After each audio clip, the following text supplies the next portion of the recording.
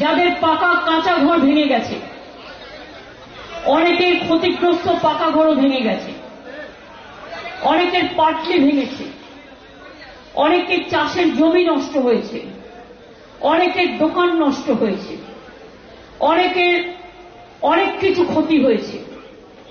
যে যাদের সব চলে গেছে এই দুর্যোগে, যারা সব হারিয়েছেন, ঘর বাড়ি ব্যবসা চাষের জমি থেকে শুরু করে সবকিছু, আমি তাদের কথা দিচ্ছি প্রশাসন যা যা উদ্যোগ নেবার কাল থেকেই করছেন, আগামী দিনও করবেন।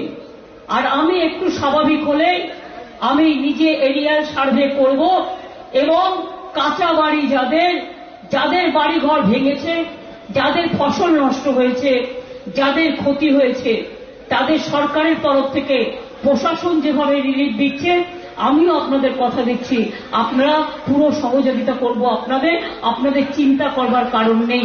এক সাইড में साइक्लोन रिलीफ सेंटर और एक साइड में इलेक्शन, हमको सब कुछ करना पड़ेगा, लेकिन my priority is the relief camp, my priority is the relief centre.